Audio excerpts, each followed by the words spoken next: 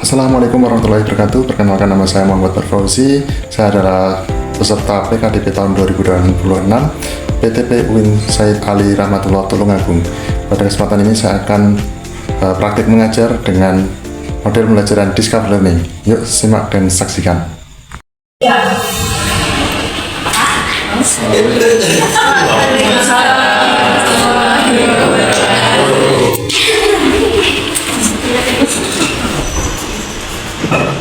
Oke, sebelum kita mulai pertanyaan pada pagi hari ini, silakan kelas mungkin buat Untuk memulai latihan pada pagi hari ini, mari kita bergerak mulai.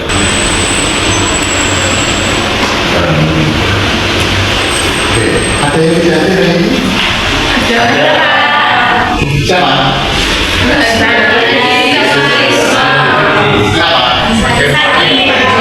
Oke, kalian di sini sehat semua ya?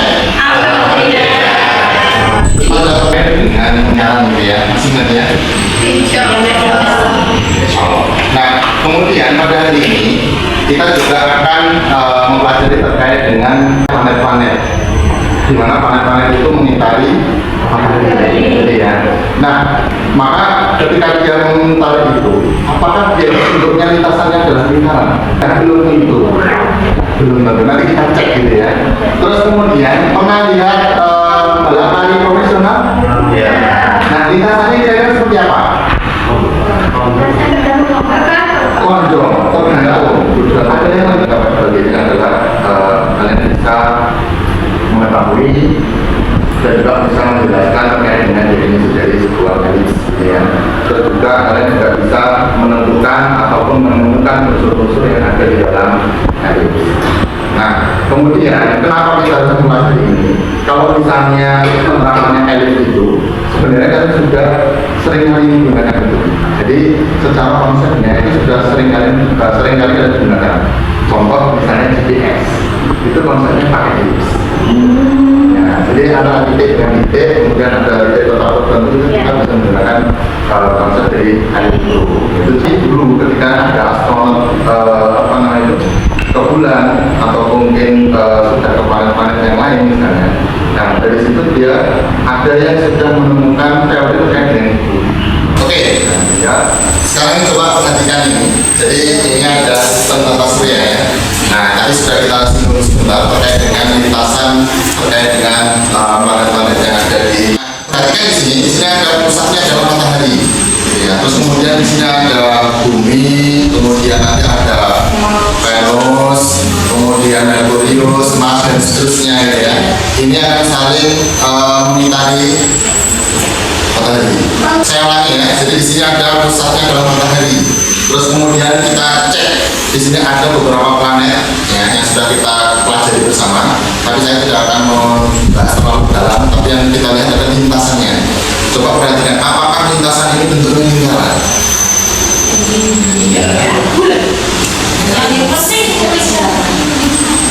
Ya, lingkaran. Apakah lingkaran penuh?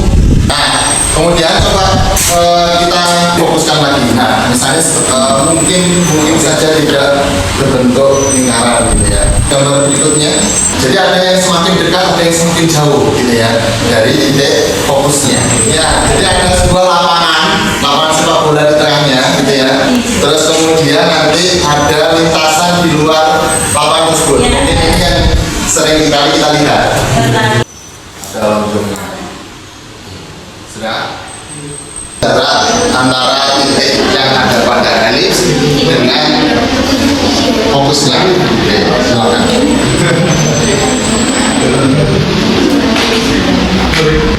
Buat hanya titik saja ya, jangan banyak-banyak.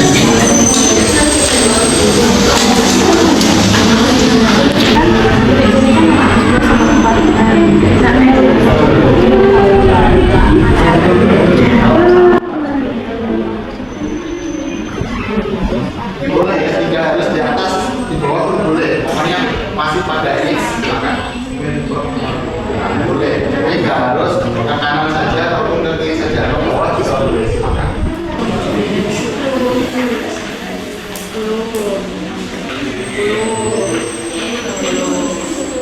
Jawabannya sebenarnya. Nah, iya. Semuanya sudah selesai? Sudah. Lebih lanjut, mungkin saya tawarkan dulu. Ada yang mau maju secara sukarela? Oke, Mas Hasan ya.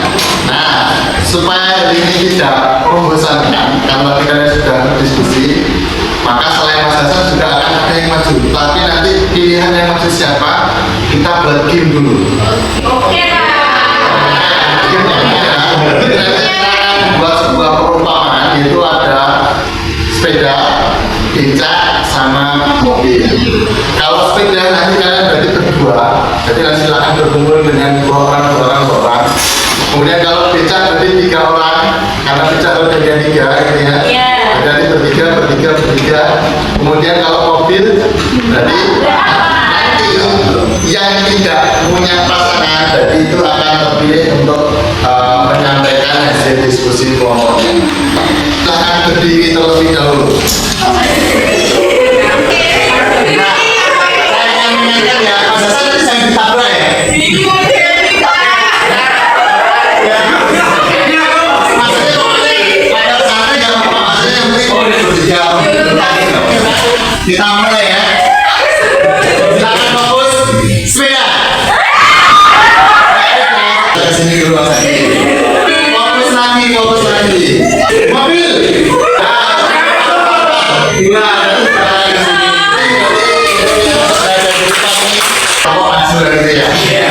Silakan boleh masuk depan.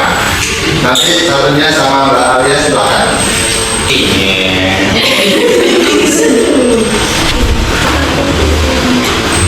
Oke, silakan coba dijelaskan Mas.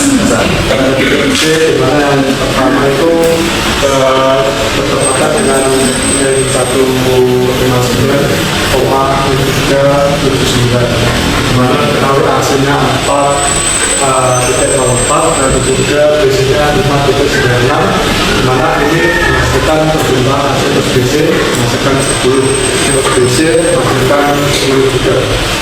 Terus dapat tidak maka dapat kesimpulannya itu di mana jumlah jarak setiap titik terhadap dua titik tertentu dan bukan anggota hubungan adalah konstan atau tetap. Terima kasih, kita beri aplaus untuk Mas Hasan.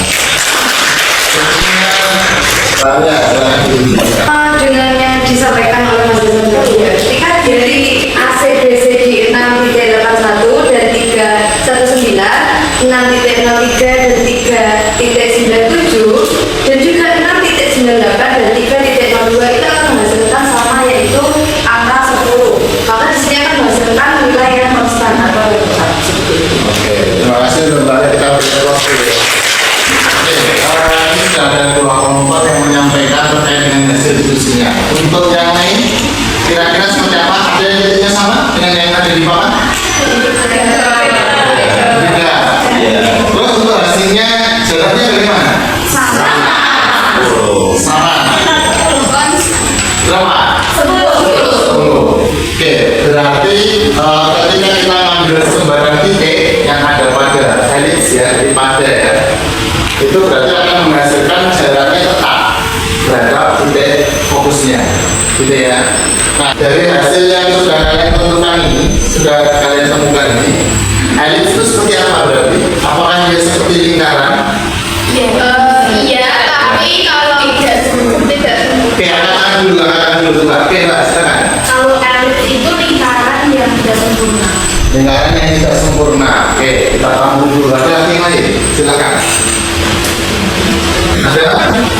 Yang lain ini. Oke, silakan. Sebenarnya kalau elit kan yang tidak sempurna. Jadi kalau lingkaran itu jarak satu titik sama titik satunya, satu titik aja, titik fokus itu udah sama. Tapi kalau si elit itu harus jumlah dari 2 titiknya itu jaraknya sama.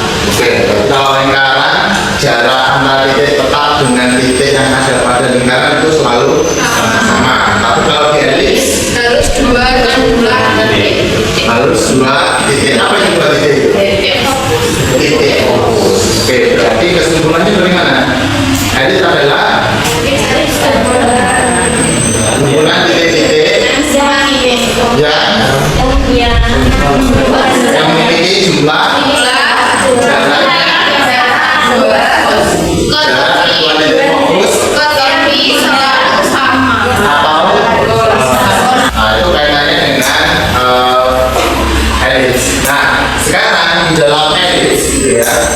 Hubungan titik yang memiliki jarak tetap. Yang ke dalam titik kalau misalnya saya bawa kemanapun gitu ya, itu akan selalu menghasilkan 10. Jadi ada beberapa unsur gitu ya. Misal, di sini ada yang namanya sumbu mayor, sumbu yang terpanjang.